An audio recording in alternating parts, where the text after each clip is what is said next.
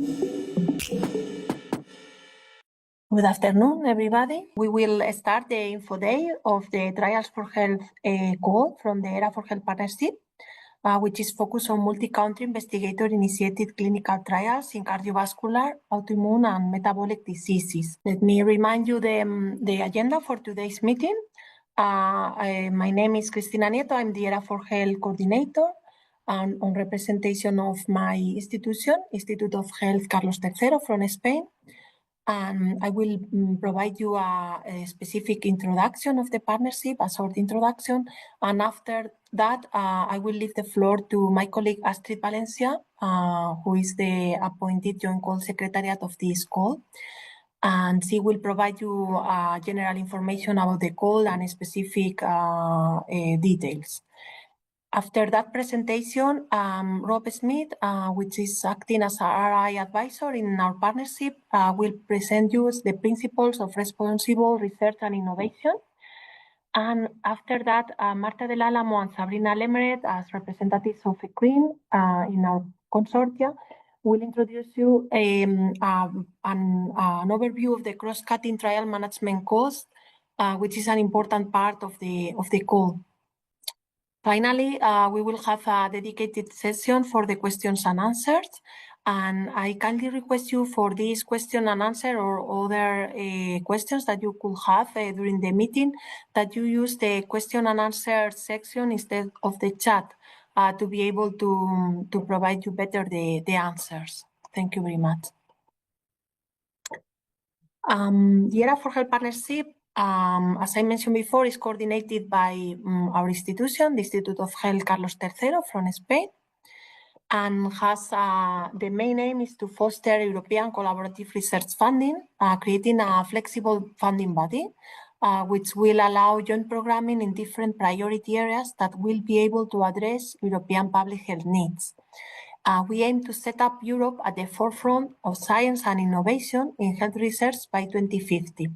And for this, to be able to achieve this main goal, the ERA4Health partnership has different specific objectives, such as supporting relevant medical research, including clinical fields and intervention areas, improving the utilization of existing health technologies in clinical practice, building capacity, particularly conducting these investigator-initiated clinical studies at European scale, and implementing and developing responsible research and innovation in different ways.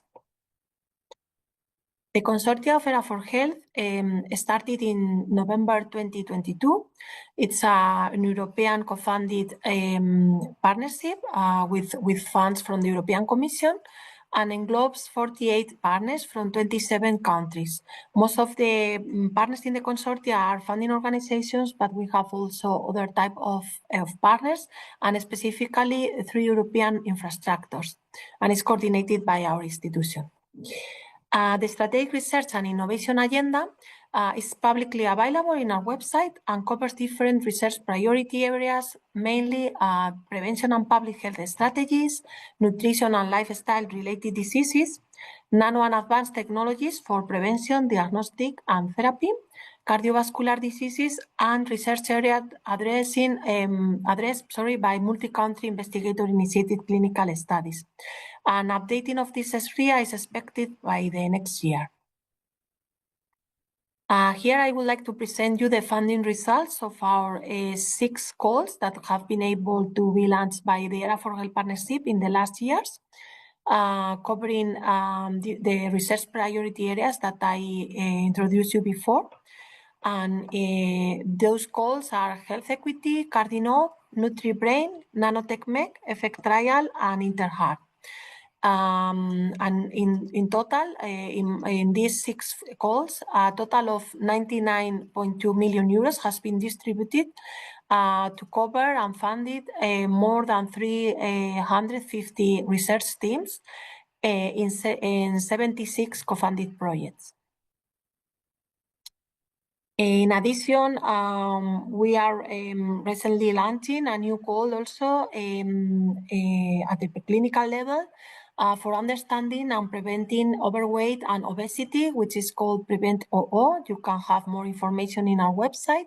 but this call is aimed to improve the understanding of the causes for obesity, overweight, and its complications by using a mechanistic approach, and developing public health strategies for the prevention of obesity and overweight. In this year, we will launch, therefore, this call at the preclinical level and the Trials4Health call at the clinical research level. In addition, the ERA4Health partnership covers other different types of activities, such as the development of a specific framework to support multi-country investigator-initiated clinical studies, including specific training and dedicated toolbox that will be available in our website, specific capacity building activities, the creation of an early career network with the young researchers of our co-funded projects, and the follow-up project seminars of our co-funded projects, as it was the kickoff meeting that took place in Oslo recently. In addition, we have periodical publications, newsletters, communication and dissemination activities, a specific synergies working group with other initiatives that are related with ERA4Health, and activities aim to foster the policy uptake and the patient and society involvement in our research projects.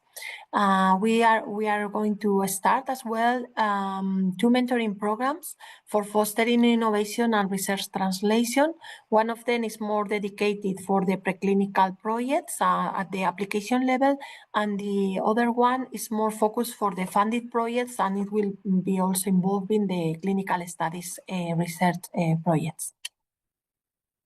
Well, further information can be found in our website. And here I would like to just explain you very briefly, although maybe our ECRIN representatives will also cover this topic afterwards. But there are specific deliverables in our website that cover this supportive framework for the multi-country investigator-initiated clinical studies, such as a report on the bottlenecks of these studies, a recommendation booklet for investigators and sponsors in these multi-country clinical studies, a database for multi-country clinical research funding opportunities, the mapping of the organizations that can provide support to multi-country clinical studies. Here there are specific networks and initiatives that can be consulted because they can be really relevant for the development of your clinical trial. Also, we have submitted recently a clinical site agreement template that you can consult and can be useful for the future clinical trials, and guidelines for data setting of the investigator-initiated clinical studies. In addition, ECRIN is working on providing, in the framework of ERA4Health partnership, and specific training for the management of multinational clinical studies, and more information can be found in our website regarding this specific training that I really encourage you to take into account. Thank you very much for your attention. I will leave the floor to my colleague Astrid. Well, thank you so much, Cristina, for this introduction. I would like to thank you for your attendance today. I am very happy with your attendance, and thank you so much for attending this informative session for the first official joint transnational call for investigator-initiated clinical studies after the pilot call that was launched and developed last year. So, sorry that I am having a problem here. Yes, sorry. I am Astrid Valencia, and I am also part of the National Institute of Health in Spain. And for this call, I will be acting as call secretariat. So for all the applicants and the potential funded projects, I will be your contact point, and I'm very happy to support in all the doubts or questions that you may have regarding this call. So these are the content for my presentation. And well, first of all, I would like to mention that the objective for today's session is the presentation of the call documents. And well, I would like to clarify and explain all the procedure of all the call. So this is what we are going to mainly do this in this afternoon. So I will start with the general information, the aims and scope, I will talk a bit about the consortium and the eligibility rules. Then I will briefly mention the funding mechanism, because this will be better elaborated by ECRIN in a specific session. Then I will talk about the criteria, some things about the proposal template, about the submission platform, and also some tips for the creation of your consortium. So we are going to start with the general information, and regarding this, well, I would like to mention that all the official documents are available in our website. So this is the official platform in which we are going to be sharing with you all the documents and all the updates. The documents, the main documents for all the call are the call text mainly, then the guidelines for applicants, and also the pre-proposal template. So in case that you have any doubt, this should be the first consultation text. And if you have any doubt, you can also consult directly to us as the Secretariat. So in this case, I think that the main dates that you have to consider are the pre-proposal submission, which is on January 27th. And also for the full proposal stage, the deadline would be June 17th. So we are going to move to the specific information of this call. And we are very happy to inform that for this call, 16 countries are participating from 21 different funding agencies. Here you have the list of funders which are participating here in this call, that are Austria, Belgium, Czech Republic, France, Germany, Italy, Latvia, Lithuania, Norway, Poland, Romania, Slovakia, Spain, Sweden, Turkey, and United Kingdom. So one of the great milestones that we are happy to inform is also the total available budget. For this call, we almost reached 32.2 million euros. So this is a big budget for your projects. So we also encourage you to participate. Please be informed that the duration of these projects will be 48 months. In specific cases, this will be also extended in the duration, but this is like the general time for the project implementation.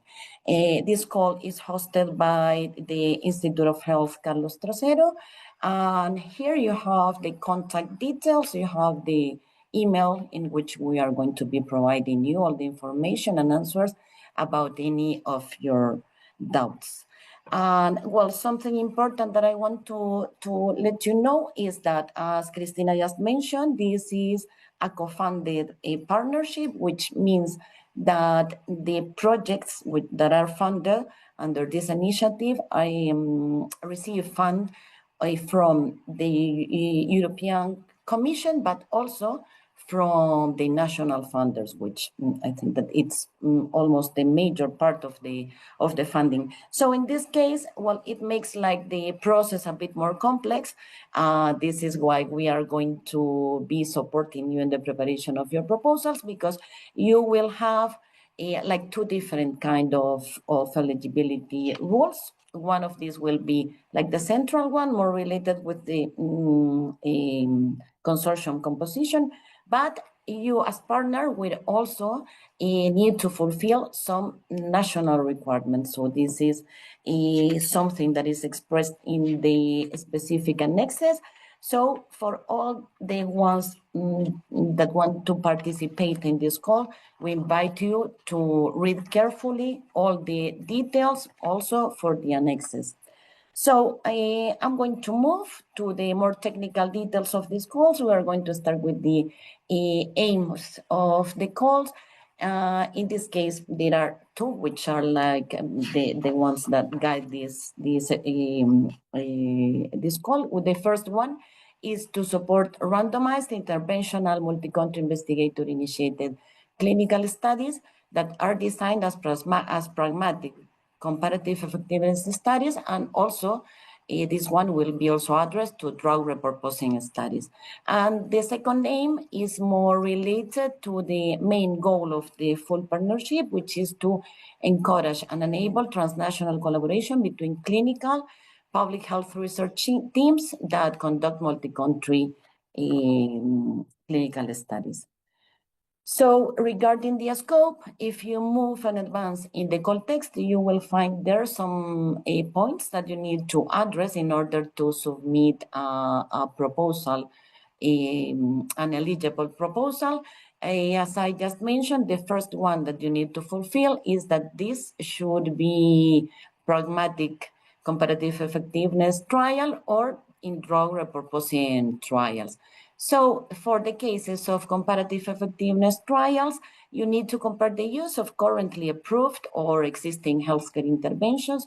And in this sense, we can let you know that this is very broad, a very broad scope, and there are no too many limitations in this. So you can apply with comparing things about the diagnostics, screening, prevention, treatments. So in this case, it can be pharmacological or non-pharmacological. So we can say that this is very broad, and you have opportunities to apply also in areas that are non-pharmacological, as nutrition, nanotechnologies, medical devices, well, this is you have good opportunities here.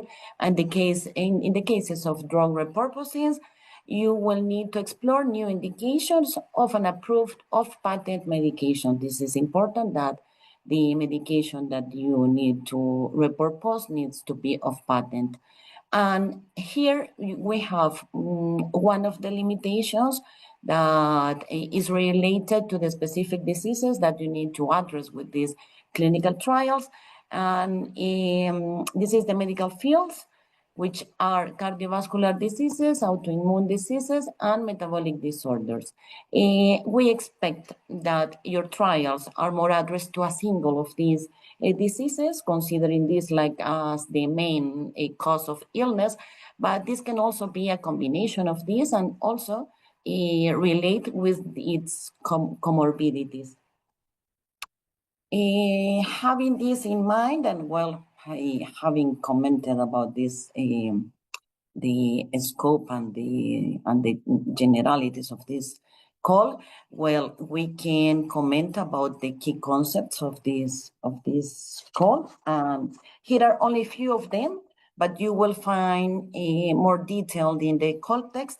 But I think that this is important to mention because it creates like the framework. These are reference from official sources. So in the cases of investigator-initiated, we will be mainly defining this as clinical studies conceiving, conducted, and sponsored under the full responsibility of a non-industrial body as a sponsor. Then you will have these definitions of comparative effectiveness, which means the generation of high-quality evidence that compares the benefits and harms of different methods. In the case of drug repurposing, this is referring to the new uses for existing approved medicines. And well, for the case of pragmatic, it means that it should be done in real life, routine practice conditions.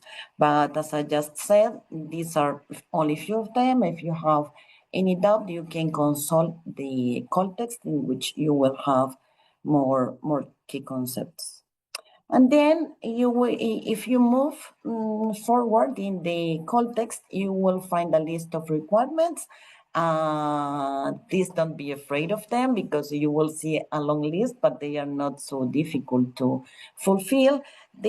Almost all of them are referring to the alignments that are required for this call. I think that very related with the ones that Horizon Europe is also demanding and its objectives. They are also related with the good practices in clinical research and social, economical, and ethical aspects. I will read some of them more like in a brief way, but I invite you to read carefully all of them, which are better elaborated in the call document. The first one is to demonstrate the potential and added value of transnational clinical collaboration. Then, well, this is required you to use validated instruments and methods for determining the burden of the disease and also for evaluating the effects of these interventions. Then we have a third requirement, which is related to patients and end users. In this case, I would like to highlight this one. I think that it's very important for you to consider this point. This is more detailed in the context, but well, at the end, what we want is to get the involvement of patients in all the stages of the project. And well, just to let you know that patients can participate as partners, as collaborators, or well, as end users. So this is an important point. Then we have here a comment regarding the ethical requirements that you need to fulfill. Also important is the data management plan to be implemented in your proposal. In this case, well, based in FAIR principles and also in data protection. And finally, you have here one of the requirements which is related to sex and gender aspects, which is also very important. I think that this is also important to consider the gender of balance in the consortium. I think that in the context it appears like some points later, but it's also included. Then you have some other requirements as the need for the inclusiveness aspects in patient recruitments, to consider also underrepresented and vulnerable groups. Also some requirements about the experience of the principal investigators. In this case, well, it is needed to have a proven track record of the delivery of the clinical trials by these principal investigators. Please consider the clinical and safety parameters in all the population that have been chosen. Also, something that is very important is to consider and take into account the diversity of the health systems in the different regions of Europe. Please remember that all the partnership is also like aligned in enhancing the research European area. So this is something that you need also to consider. And at the end, we also need you to explore. This is mainly related to the ones for the drug repurposing. You need to explore the freedom to operate aspects. It means that, well, you need to check all the patents and all the regulatory things and the status of the medication that you will study. Here some few recommendations also that are after the requirements, but are also important. And well, these are mainly that you need to express how the outcomes of these trials will be integrated in the health technology assessments. Also, we are recommending to take into consideration existing multinational networks that can support your trials. Also, to make use of the existing biobanks, existing cohorts or information from previous observational studies. And one point that we also want to highlight is the use of appropriate statistical techniques. So please have this in mind. I think that we have detected that this is one of the lacks for this, one of the main lacks for the initiated investigator clinical study. So in this case, we need to strengthen this point about the statistical techniques. So please be careful with this and dedicate some time to plan a good point covering this. So here we have the out of the scope slide, and this is complementary to what I have been talking now, but well, this is the opposite. This is mainly what we don't expect, or what we won't accept in this call, and these are mainly the clinical studies conducted for direct commercial purposes. This should be avoided. Also, studies in other medical areas different from cardiovascular, autoimmune, and metabolic disorders. We have also out of scope everything that is related with cancer. Well, this is not well received in this call because there are some other initiatives that will cover these areas. Out of the scope is also the proposals that are focused on observational studies, cohorts, or well, this is mainly related with the design of the studies that we are expecting. And also, well, out of scope will be all the research that is more related with basic biomedical research or all the preclinical studies, including animals, and well, everything that is in an earlier stage. So this will be out of the scope. And well, if you fulfill all this scope and also the requirements that I have mentioned, this is the impact that we expect from after the implementation of your projects. And these are mainly, well, the first one, that you will be able to provide answers to highly relevant health research questions, mainly in terms of clinical and cost effectiveness. In the case of comparison, well, it will be important impact that it will have in the public policies and in the healthcare systems that obviously will be enhanced with these results. We will promote the value-based healthcare that will be useful as evidence for the health technology assessments. In the case of the drug repurposing, well, these projects will be also useful to leverage existing pharmacological knowledge and clinical data, accelerating the development of new indications. And well, at the end, but I think that mainly the most important is that the patient's needs will be covered and adequately addressed because these projects are intended to be patient-centered. So these are the expected impact of the proposals. And then I'm going to move to the call process. Well, as you can see, this call for proposals has two different phases. So it means that you will need to prepare a pre-proposal, and then if it succeeds in the criteria and in the evaluation, you will be invited to a full proposal presentation. So this is the timeline, the brief timeline. So now you have to consider the first pre-proposal deadline, which is on January 27th. Then after this, we will do a central eligibility and also eligibility checks by the side of the funding agencies. And this proposal will be allocated to three different scientific experts. And they will provide us all the results, and we will communicate all the invitations to the applicants on April 17th. So you will have then 2 months for preparing the full proposals.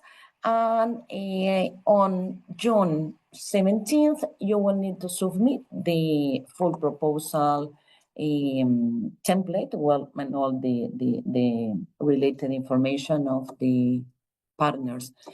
So in this case, after this, there are some other panels of evaluators that will also participate, and you will see here that we will also develop a new eligibility check, and then the proposals will be allocated to the three scientific experts, also to a panel of interviewers that will check the feasibility of the sponsors mainly. Also, this will be sent to a patient advocacy committee who will assess all the parts that are more related to patient involvement and recruitments. Then you will have an opportunity to present a rebuttal, a rebuttal letter, we can say, which would be like answers to the evaluations that you will receive from the experts. And then with all this information, we will meet in a peer review in a peer review panel with all the scientific experts on the different panels, and an ethical assessment will be developed for the ones that are recommended for funding. And then the communication of the funding decision is expected to be at the end of October of next year. Now we are going to move to the consortium and eligibility rules. As I just mentioned, please be aware of all the annexes and the specific requirements for your participation in this call. As I just said, well, this is a bit complex, but we will be happy to help you in the preparation of your consortium, so you avoid any problem that can make your consortium like not non-eligible at the end of this check. And well, these are very, I think that if you go to the annexes, it will be, you can also contact each specific contact point of each of the countries. So this will be very, I think that it will be, just a moment, please. I don't know if they can participate. Well, no.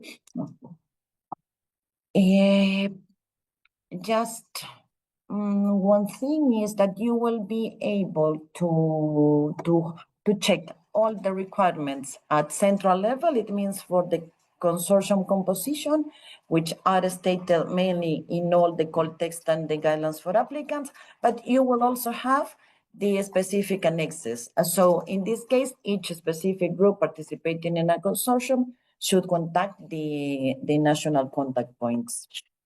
Here are the basis of the general consortium composition, and these are the rules. A minimum of 3 countries and a maximum of 5 eligible countries must be represented in the consortium. The maximum number of countries can be increased to 6 or 7, depending on the inclusion of some countries that are considered under the widening concept. In this case, these are Czech Republic and Slovakia. So if you also integrate one or two of these, you can extend the number of your consortium to 6 or 7. The maximum number of funding organizations from the same country represented in each consortium will be 2, because there are some countries in which there are more than only one funding institution, but in all the cases, the maximum will be 2. And I have also one clarification, and it's related to the principal investigators. And please be informed that only that one PI, one principal investigator, can only participate in one project, and no matter if it's as coordinator or as a partner. But this is a different rule regarding the participation of the research center. I have been contacted in these last days with questions about this, and it is if one research center or a hospital can participate in more than one proposal, and the answer is yes, but if they are represented by different researchers or clinicians. And here you have like a summary of the chart. This is exactly what I just mentioned. This is the composition of your consortium. We are expected to have between 3 and 5 eligible countries per consortium. This can be extended to 6 or 7 if they have 1 or 2 underrepresented countries. And please please notice that in this case we are talking about countries, but here the number of collaborators is related to organizations, not countries. So this is the maximum for the inclusion of collaborators. So these are 3, the maximum that can participate per consortium. And here we have also, well, I'm going to detail later which are the roles for the collaborators. In this case, this is very important also because in some other cases, I don't know if you are related with collaborative projects under some ERA4Health or other partnerships, but here for this specific call, well, there are some rules because it's been a bit difficult for some agencies to fund this kind of projects. So this is why you are going to find in the context these terms, which are different from some funding agencies that only can fund one group and some others can fund several groups. But this is just the same in practical terms. This is only an administrative tool depending on the restrictions of all the funding agencies. So here, this is an example of some of them are like mono beneficiary. It means that a funding agency will fund only one group, which can be like the coordinator of a partner, but this one will be able to sign collaborative agreements or subcontracting agreements with different recruiting sites. We're referring more to recruiting sites, but this can also be like group or patient organizations or some other roles in the consortium. Here also there is one more, which is in the multi-beneficiaries, which is like the opposite. These are the funding agencies that are able to fund more groups in the same project. In this case, this will not be signing collaboration agreements, but will be receiving directly the funding from the organization. So I wanted to clarify this because you will see this in the context, and this is something that you need to consider while creating the consortium. If you have any doubt on this, you can go and check the specific examples that are provided in the guidance for applicants in the page 7, or well, you can ask directly about this on the eligibility of these groups and the consortium composition.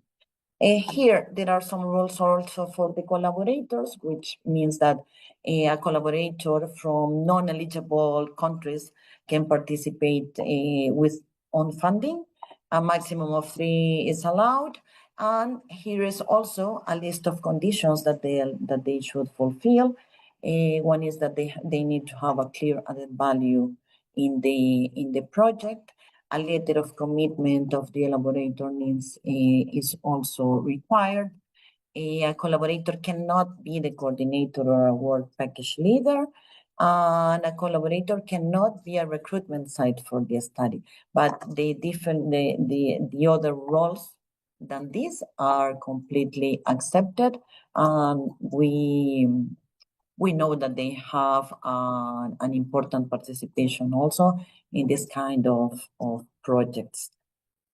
So here is one of the examples that I just mentioned. Here is the one like the smallest consortium that you can, well, it can say the smallest, but at the end, it depends on the number of recruiting sites that are associated to one partner. So as this example, you will find a lot of them in the different concepts and considering the 2 type of funding that I just mentioned. So this will help you to clarify all these details because this depends on the different funding organizations. But please, I want you to know that in terms of the evaluation or scientific assessment, this is completely the same and it will not affect or give you any advantage over the other kind of consortium. This is only like administrative tools for the funding organizations. Okay, regarding the funding mechanism, I will briefly go through this because we have invited directly to talk about this specific mechanism. And I think the representatives from the European Platform of Clinical Research will be giving you more details on this. But this is important for me to inform you that this funding mechanism was implemented for the first time in the last call of effect trial. And this is something that needs your attention because this is something a bit different from other projects that you may participate before. And this is because for the cases of the clinical studies, there are some limitations for some funding institutions because of the implementation or the use of the different sources. So in some cases, we can say that a national grant cannot be used to cover like a cross-cutting or those kind of services which are like transversal or that are for general services. So this is why this has been proposed. Let me tell you the two different type of costs that will be used here in the implementation of the clinical studies. And one of these are the investigational costs covered by each country. And these, I think, that are like the normal ones, the regular ones that are used for different kind of research. And here you have, well, like the cost requested to the funding organization, but each eligible partner in the consortium. So this can be like the side costs, like personal, clinical procedures, service, some kind of services, patient or participant remuneration, and well, also country management sites and clinical study management. Here, all the eligible costs appear also in the Annex 1 of each funding agency, so this is important also to have this in consideration. But the general terms of this appear here in the page 12 of the guidelines for applicants. And then you will have this second category of costs, which is more related to cross-cutting trial management costs for the whole consortium. And in this case, these are not mandatory, or well, this would be optional for you to request them. And these are costs that are intended to be used for intervention, study drug, trial or authorizations, data collection, data management, statistical analysis, safety, study design, protocol development, and well, all the overall management activities at consortium level. So here, well, I have some more comments about this, but let me tell you that this will help you to reduce the administrative burden for the coordinator.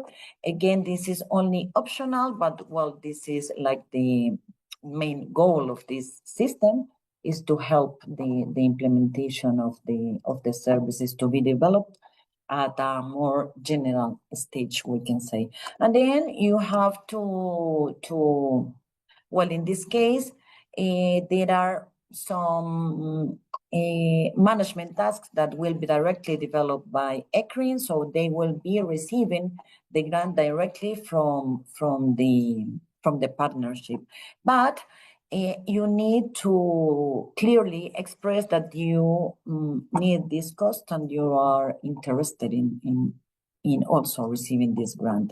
The maximum for this cost will be the 15%.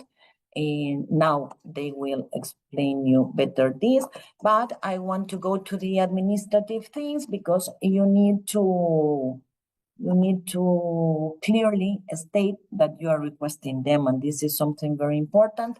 We are now implementing some changes in the platform in order to have this like in a clearer picture, but please be aware that you need to express this also in the proposal template, but also in the application platform. So there is a specific area or the specific field that you need to field, and it appears in the coordinator module.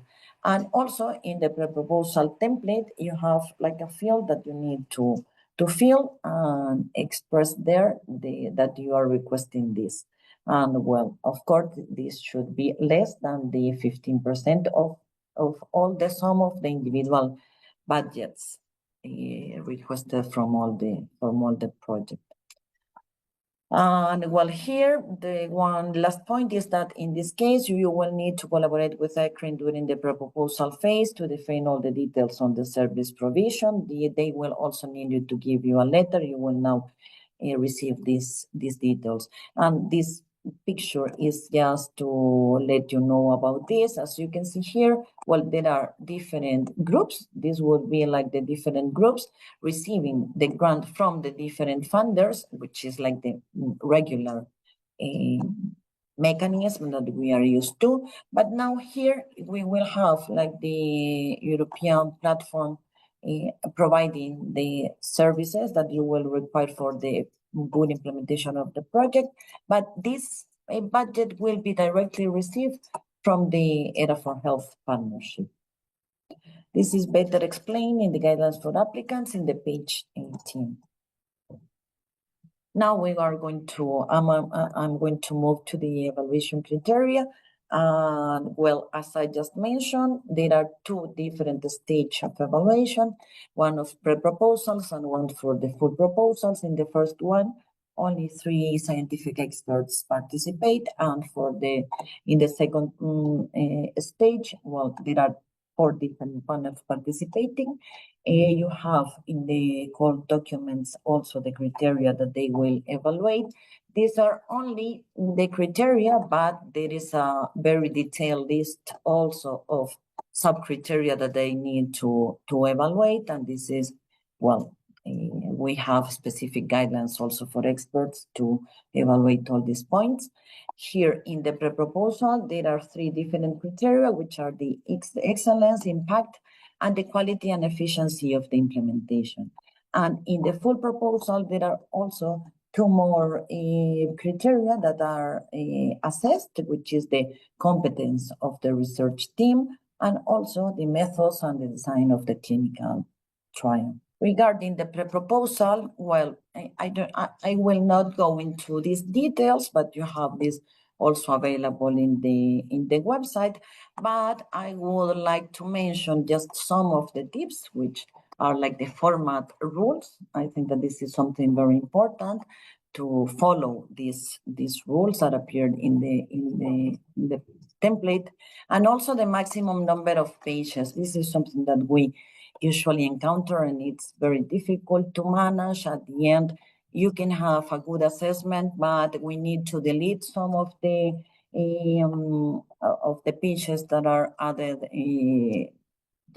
surpassing the maximum of the pages. So please have this in mind and try to stick to all the rules that are there in the template.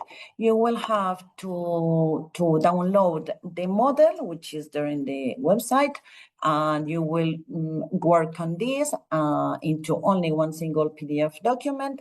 And the coordinator, and at the end of the submission, will be asked to upload it, and this will be sent to us through the submission platform.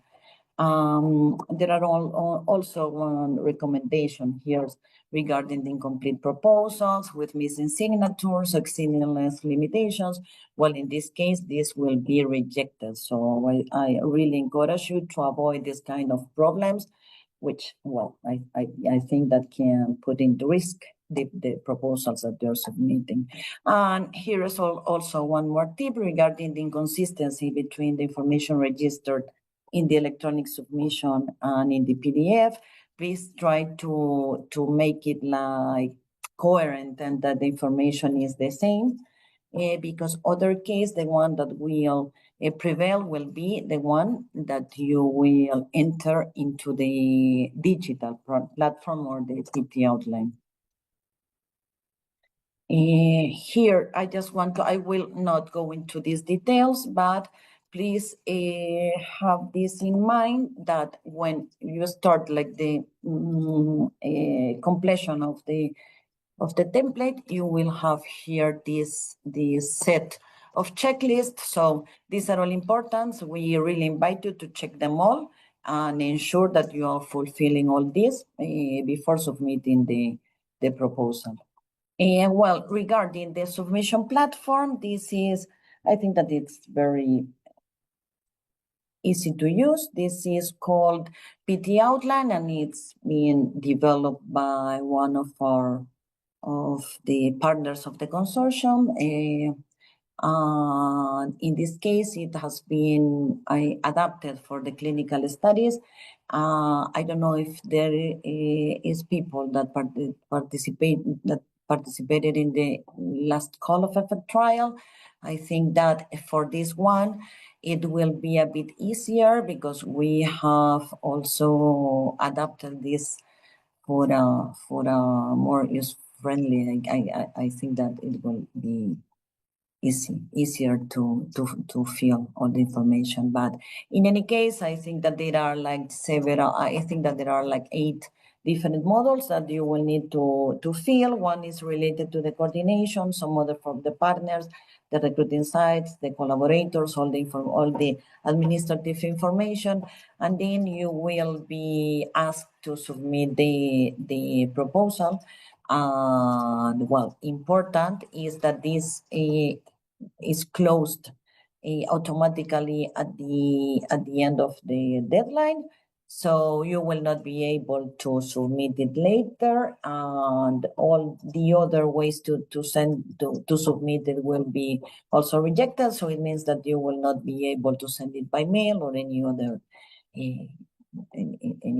option. So this is the link for the submission. It will be very easy because I think that you will only need to log in to create an account, but it's very, very easy to go into this. I have received some questions regarding the submission of this, and according to the call documents, only the coordinator should do this.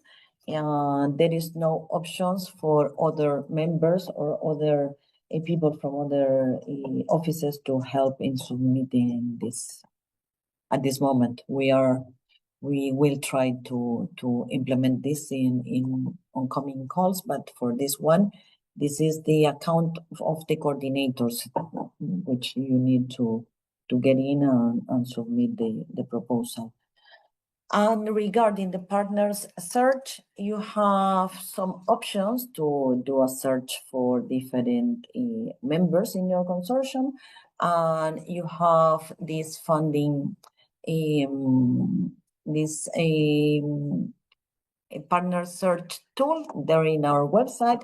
You need to go to the funding opportunities area, and then at the end you will find this option which is called partner search, and then you need to click there and start or open a new window, because this takes you to a platform outside our website, and then you will have there this platform, and you need to filter. You will be able to filter here and go to the Trials4Health option, and there you will be able to have the expression of interests mainly. This will be the options that you will have.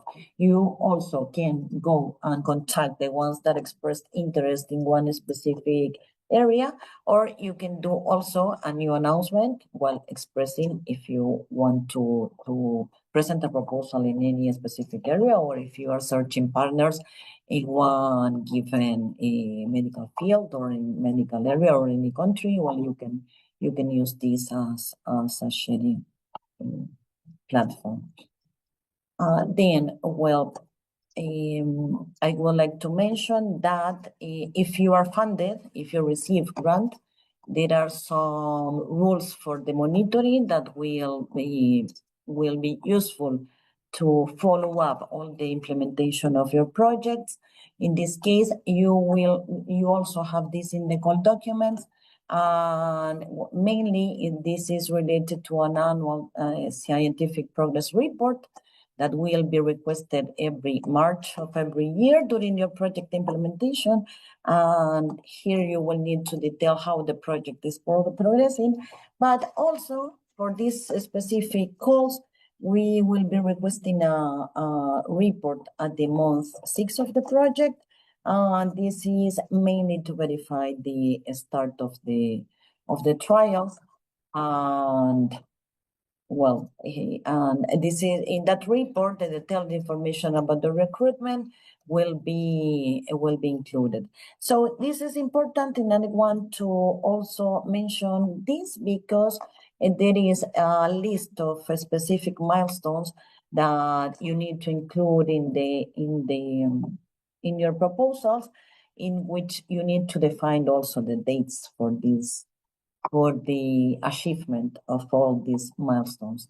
So, but I think that this is for the full proposal stage. But well, I would like to mention that you will also have well these requirements on it. And then, well, a final scientific report will be asked within a period of 2 months after the study has ended. Here I have the next steps, and I think that this is a summarized calendar. A summarized calendar, which is important mainly for you as applicants. And these are the steps that we already developed, which is the launch of the call documents that was on November 6th. And the webinar info day, which is being developed right now. Then we have an important date, which is the deadline for contacting ECRIN for the ones that will request management costs. Then you have the deadline for the proposal on January 27th. The communication of the results, as I mentioned, it will be on April 17th. The deadline for the submission of the proposal. This would be the rebuttal stage, which will be from 24th of August to September 4th. And well, the communication of the funding decisions will be at the final months of next year. And the project start is expected for between January and May of 2027. And this is all for my side. Please, I just want to invite you to read carefully the documents. In case that you have any doubt or question, you can always contact me. I'll be very happy to help you. And here you have all the contact details and also the direct phone number. So thank you so much for your attendance. And again, I really encourage you to participate in this call. Thank you so much. Well, now I don't know if I think that Rob is around, because he will present you some of the details regarding the principles of responsible research and innovation, and mainly how you can integrate this in your proposals. Rob, how are you? Rob, I don't know if you... Hello. Yeah, I'm good. Hi, how are you? Good. Fine. Thank you so much, Rob, for joining us. So yeah, I'll talk a little bit about responsible research and innovation in the IACS call and what it might look like in terms of background, what it might look like in terms of practice, and then also what you might what some of the key things you might need to think about are. So the background to responsible research and innovation is, I think, a fairly well-established, can be summed up in a fairly kind of easy catchphrase, which is health is more than a medical matter. So there are lots and lots of different ways in which health is not something which we can just solve through medical intervention. So you might think about social determinants, you might think about the stigmatization that often comes with diseases, you might think about the different ways in which we choose to categorize disease and how those have changed over time.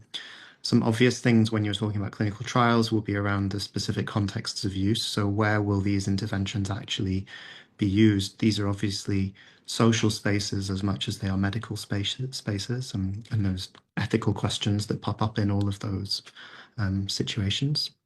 And then obviously around questions around public involvement and patient empowerment are really important in this particular call, as well as some questions around the assumptions that underpin some of our medical interventions. These have changed over time, so we work with the state of the art now, but if you look back through the history of medicine, you can point to lots of things, particularly around, for instance, eugenics or profiling or race science, which were often part of medical practice in the past. And so we need to be aware of these kinds of assumptions that might exist today as well. And then obviously health knowledge informs policy. So responsible research and innovation is a framework for you to begin to get at these kind of more than medical or more than technical dimensions of research.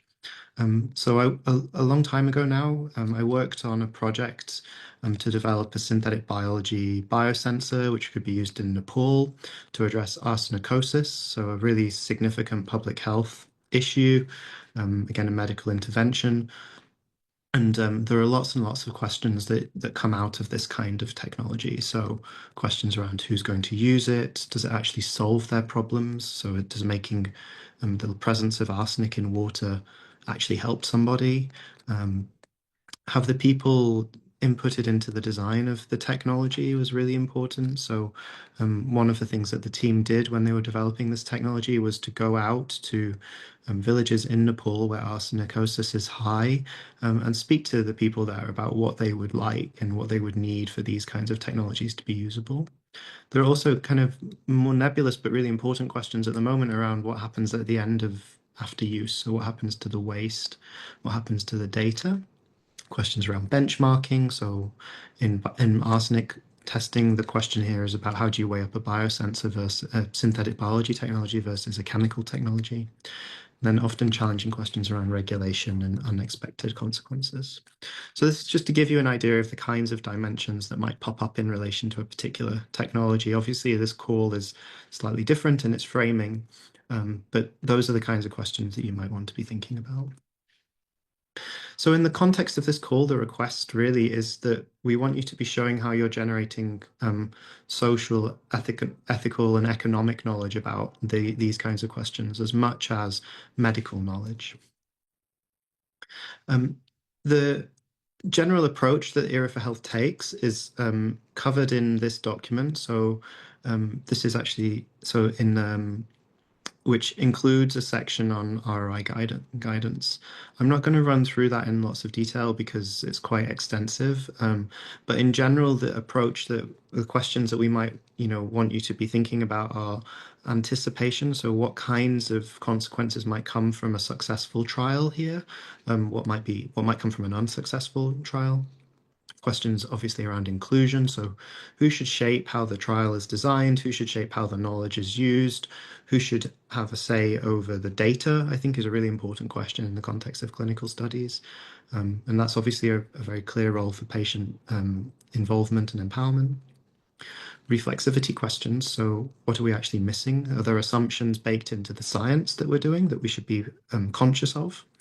And then the final thing that I think is really important to emphasize is that we want you to make sure that you're doing something about it. So not just something that you kind of, what's the word? It's a waste of time and money for everyone if we just kind of treat this as a tick box.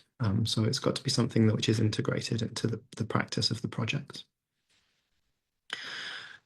In this application, you're going to be asked a pretty straightforward question, which is to basically provide, in straightforward terms, provide a brief overview of what you think the relevant social, political, environmental, equity, or cultural dimensions of the study might be.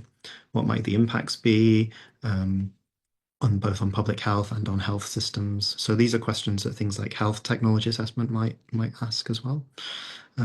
You can use the ERA framework, which I just ran through, and which is in the guidelines to help you do that if you want, or you can use any other kind of approach that you think is appropriate to your project. The second thing we want you to do is explain how you've designed the project to enable consideration of these issues throughout the life of it, so throughout its implementation. There are lots of different ways to do this, and again, there are some examples in the guidelines, and I'll talk about a couple of examples later on. And then we also want you to make sure you tell us what resources and person time is allocated to this work.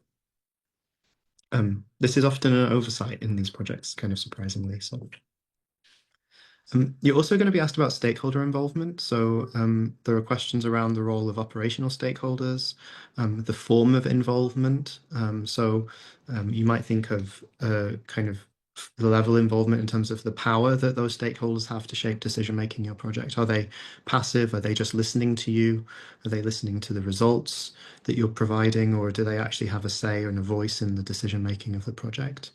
I think there is particularly in health now, there is a move obviously towards patient involvement and towards empowerment. And so in general, we would like you to be explaining what impact these groups will have on the decision making within your project. Of course, projects are all different and the context that you're coming from is different. So if you think it's not appropriate, or you think that you're not able to include outside partners in the way that you think would be most appropriate, then you can explain why that's not the case. This isn't a kind of one size fits all approach, but there is a kind of clear steer if you can. So then you'll be asked again the kind of level of involvement around patients and around the ethical considerations as well. So responsible research and innovation is evaluated in this call. The most explicit mention of it is in terms of the quality of the approach, in terms of realizing the scientific and clinical objectives. So there is an explicit criterion that you will be evaluated on. It's one of all of them, obviously. So it's balanced. It's not the be all and end all, but it will be a significant part of the decision making. But then there's also a set of implicit criteria for responsible innovation. So when you're thinking about the target of your clinical study, are you very clear about the unmet clinical need? Is it really clear about the evidence that you're using and the kind of estimated effect that you might have and that your study might generate knowledge about? Are the impacts on patient benefit, on clinical practice, on the healthcare system kind of clear and considered and thoughtfully addressed? Again, patients and other stakeholder involvement. And then a really important dimension, again, is around the suitability of the methods that you're using and the quality of the team. So do you have the relevant expertise in your consortium to be able to do this kind of work? Obviously, everyone is busy, everyone has different forms of focus, and I think it would be really exciting to start seeing teams that are able to demonstrate their kind of expertise around responsible research and innovation and patient involvement. So some general guidance on how to approach the questions. So this is a policy experiment. This is the second time this program has run this funding call. And so we want to, in some respects, see what you come up with. And we want to use that to help us shape our thinking in the future about what the appropriate kind of place and way of doing responsible research and innovation is within this form of research. The other thing is that I've kind of already mentioned, but funding landscapes and the contexts that you're working in are very diverse. And so don't worry, although I've given you some kind of guidance and pointers in terms of the kind of broad direction, the specific form is really up to you to determine. So what you think is most appropriate, that's on you. Just make sure that you're explaining and justifying the choices that you're making. The funders and the reviewers will trained to accommodate this diversity in the approach. So they're not looking for a one size fits all. The final general approach is that this is a standalone section, but it will be easiest for you to complete if what you're describing is kind of very clearly embedded in your work plan. If there is person time dedicated to it, they have outputs associated with it, and then you have the expertise in your consortium. Okay, but what should I do? So again, just to refer back to the guidelines, there are examples. Because of this diversity of approaches, there isn't a kind of single answer here that we think you should take. I would say that in general, it's helpful to treat ROI in the same way as you would treat other parts of the proposal. So take it seriously. The same goes for patient participant involvement and stakeholder engagement, obviously, but think of it as akin to the scientific and contributing to the scientific and medical parts of the research.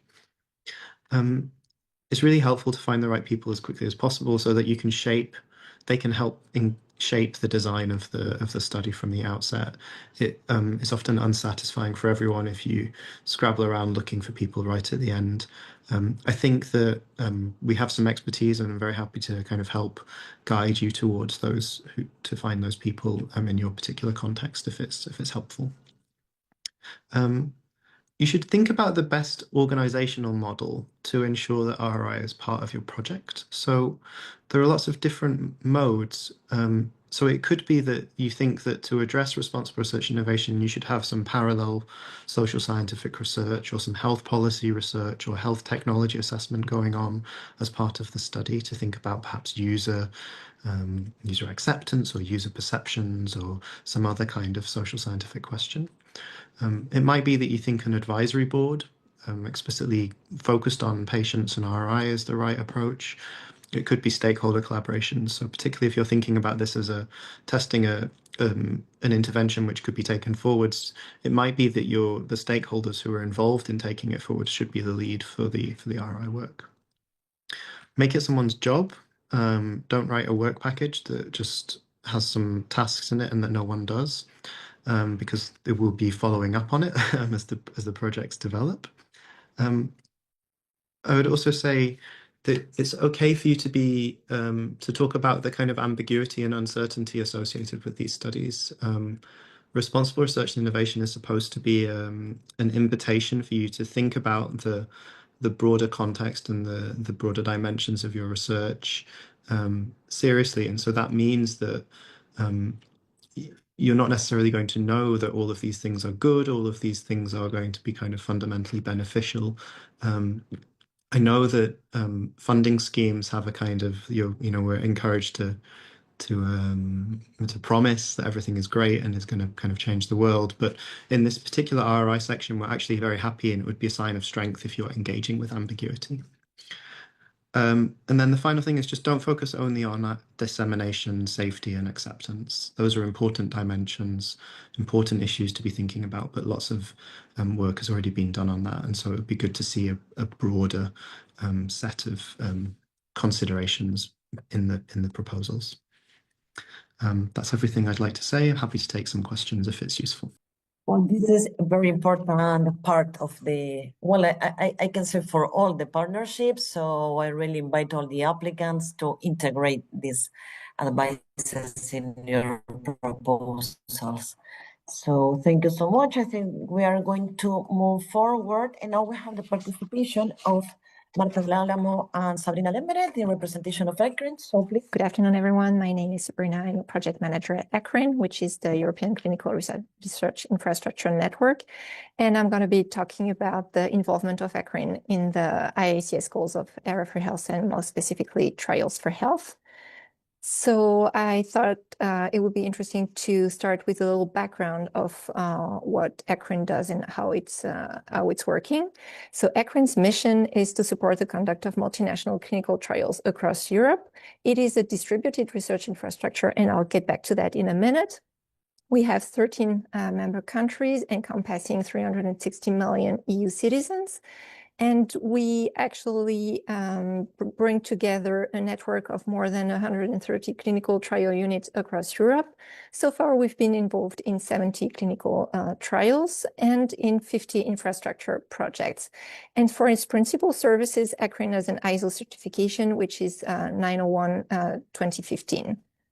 So ECRIN performs, let's say, 3 types of activities. The first one is the coordinated support to multinational study management. And for that, we collaborate on study planning and design, and we perform the operational study management services.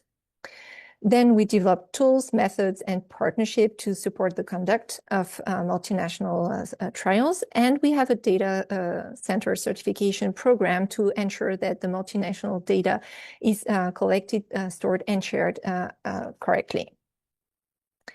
So why and how is ECRIN involved in the IACS goals of ERA4Health? So ECRIN, as I mentioned, is the publicly funded European infrastructure that aims at supporting the conduct of multinational clinical trials across Europe, and these are mainly academically sponsored. ECRIN is a distributed infrastructure, so we mean that we are geographically spread, and that also we carry out activities at various levels. So there is the core team in Paris that develops strategy, common tools, and procedures to support the conduct of multinational clinical trials, and that also supports the European correspondents, who are called the EUCOs. The EUCOs are the clinical research experts who work in country with the national partners, and our national partners are the networks of CTUs, so clinical trial units, that manage the trials in country and provide the services to ECRIN. And as I was mentioning, we have more than 130 clinical trial units in our network.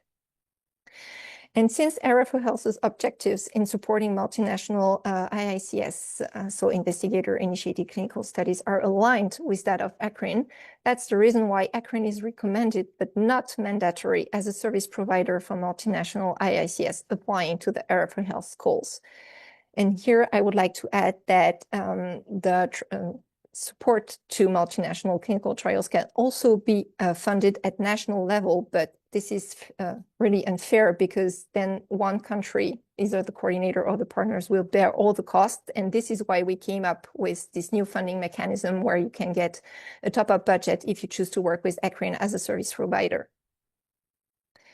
So we have two potential roles in Trials4Health. So according to the steps. So at the first step, ECRIN can support you in your application if you choose to work with ECRIN as a service provider. So just meaning here, it's not neither or. So if you choose to work with ECRIN, we will support your application, but then we will be your service provider.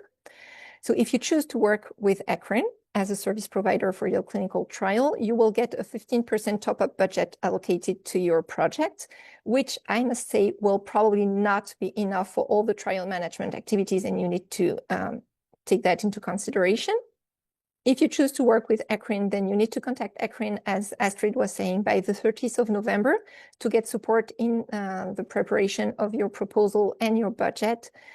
Your proposal does not have to be final to contact us. These are two parallel work streams.